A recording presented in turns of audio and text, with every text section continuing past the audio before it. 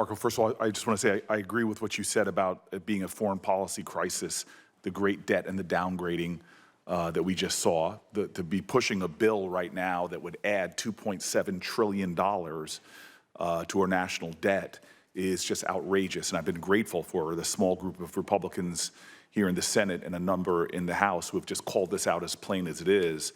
To do this now will shake America's economy, give tax breaks to the wealthiest amongst us who are doing quite well, and not help with the current economic crisis we're facing. But that's frankly just something I didn't want to talk about right now. Where I really want to just continue our conversation about Sudan, and I know you know, as was said passionately by one of my colleagues, the gravity of the crisis that's over there. Full stop. It's the greatest humanitarian crisis on the planet Earth.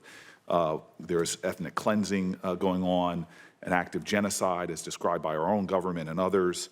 And people are fleeing right now with the recent attacks on Zamzam and more, but I know you're very aware of this. What I want to ask you about specifically is that not only did you acknowledge the genocide and say, I quote, being backed by countries that we consider allies elsewhere in the world. This is being fueled, you were saying. We must draw a clear line on that. You specifically mentioned the UAE, and you said, and I quote, take UAE, for example. They are an important partner in the Middle East, but we must be clear they are currently supporting an entity that is carrying out genocide. I'm just wondering, have you been able to draw that clear line in your conversations with the UAE, specifically addressing the issue of the supplying of arms? Well, again, and I wasn't satisfied when people would answer this way when I was sitting on that side, but now on this side with diplomacy, you always want to be careful what you say publicly, because then people don't want to talk to you if they think it's going to happen in the future. Let me say this, we have expressed, not just to the UAE, but to other countries, that they are turning it into a proxy war, that it's destabilizing the region, that in fact it's creating an environment, not just in Sudan, but it's threatening to I mean, South Sudan already faces pretty substantial challenges, but some of that threatens to spill over and make it even worse. If I can interrupt, Marco, because I think your answer is justifiable. The UAE is a vital ally to the United States in a lot of other critical areas of the world. But it doesn't serve their interest. But my point is, it doesn't serve the interest of some of these countries involved to continue to pursue this route, because instability there is going to create a breeding nest for And I guess what my hope is, radicalism. and I know you and I can have further conversations privately, is that we are pressing hard on those people that are fueling the conflict. But I want to ask the next part of this question is the U.S. leadership is critical to end this. This is actually something that we can achieve. Not only alleviation of the suffering, but an end of this. If a humanitarian corridor is created and respected, this is something we can help to do. Finding diplomatic resolution to the conflict is something we can do. Now, there's a bipartisan a commitment in this committee, mandate to appoint a special envoy for Sudan. We know that that kind of leadership can help address this the worst crisis on the globe. Time is not in our favor. Are you going to get a special envoy appointed, as colleagues on both sides of this aisle want to happen? We do. We want to. We'd love to have somebody in charge of that. We have a similar arrangement with DRC, Rwanda, and have seen it play dividends. Mr. Secretary, all I'm looking for is a sense of urgency and an answer yes. Yes, the answer is, but we have to find the right person, okay. And that's the challenge. Next, 30 million people in Sudan require humanitarian assistance. In February, it was reported that, and you heard this passionately, that the freeze in humanitarian assistance is causing untold suffering. I was there myself in Chad last year and saw the role that we were playing. And frankly, I saw how great American companies like Plumpy Nut here were doing good, a double bottom line. They were helping to alleviate the crisis over there, as well as helping American businesses here. I just am hoping that you can say that you will commit to resume and even surge United States humanitarian assistance, particularly food aid, as soon as humanly as possible. Well, all of that has been approved. All of the life-saving food and medicine programs have been turned on. To the extent that there's been impediments, has been one or two things. Either A, on the payment system front, where we faced a couple of weeks where we couldn't get money moving through Treasury because of a variety of different reasons, including changes to the technology, but that's largely been resolved. And the other is the ability to distribute it once the aid arrives at site. Marco, Mr. Secretary, you and I have been friends for a very long time. A sense of urgency is what I'm asking for right now.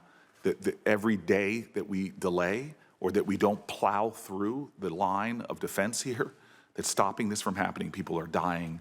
I know you, and I know we can do better.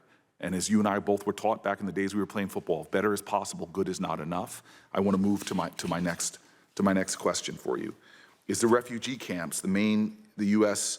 main corridor to life-saving assistance, which I said to you, I visited. I just hoping that we can make sure that we are doing more. And I'll be specific in an example of another area. Despite the escalating humanitarian crisis, the United Nations Humanitarian Air Service is vital. The termination of those flights, makes it likely that all of Chad's aid into Chad will stop and end, and they will have no resources by the end of July. It can take a week to reach Chad's border from the capital via motorcade. And so this is a vital lifeline that we were supporting. During the rainy season, you can't make that trip by road at all. And I know, again, that you know this. Why was the award terminated for these flights? It is, to me, this is just very plain. This is the lifeline. And it was denied a waiver, which we reached out for. It's just, again, a very plain way that we could save lives. And I'm not sure if it's just because it had the UN in the title, but can we get a resumption of these flights that will literally save lives by getting the resources? Well, I think the answer to your question is that while you were talking about a mode of transport versus the actual aid, and I understand how important that is, then the question is what percentage of responsibility the United States should bear in comparison to other countries that have capability and are actually closer to the problem. So there's a broader issue here, and that is there does come a point at which we have to understand that the United States, there's great causes all over the world, and I'm not speaking specifically about the flight because I owe you a specific answer on that question. I don't recall that waiver. I don't recall the denial. Marco, that's all, excuse me, Mr. Secretary, that's all I'm looking for. But all I want you to understand is that not every program we've ever funded is going to be funded in the future because we have to balance these things. Mr. Secretary, I am aware of that. I just want an answer. I mean, this is like Schindler's List. Doing a little more saves lives. And I know we are more capable than we are right now. And I'm asking for that answer. I'll get you the answer on the flights. And the flights and some of the other things I mentioned, and I'm happy to work with you on the special envoy. There are people on both sides that are willing to do that.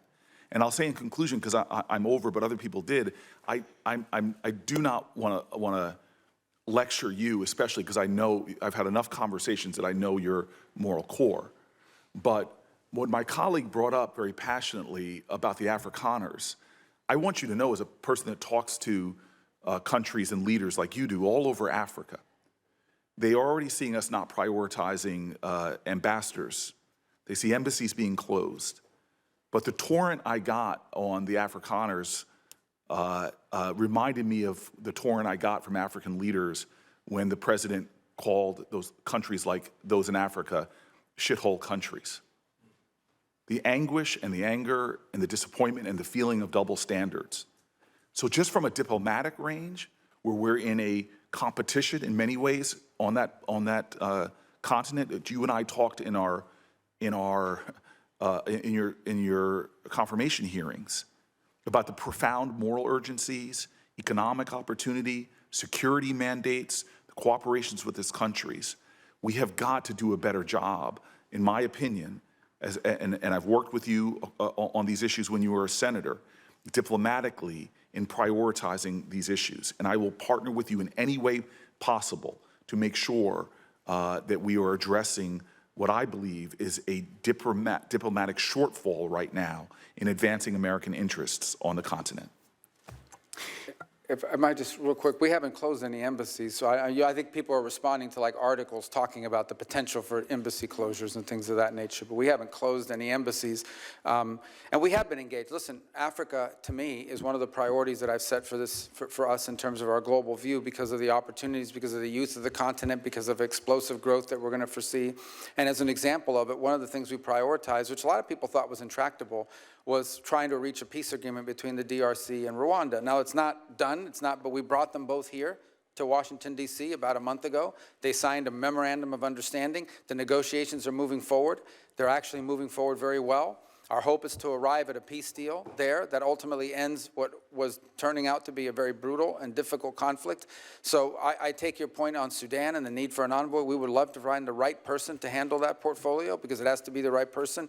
And we have played a supportive role. For example, the UK, about a month and a half ago, led a Sudan summit in London for a day, where a lot of other countries, well, we sent someone, we've offered to be helpful and work with them on it, but a lot of other countries either didn't make commitments or didn't live up to the commitments. The summit sort of was a minor disappointment because while everyone talks a big game around the world about it, they're not stepping up. But I take your point. I'll get you your answer on the flights because I'm not aware of that specific waiver. And on the envoy, we'd love to work with you to find the right person. And the ambassadors and other things, I'll reach out to your office on.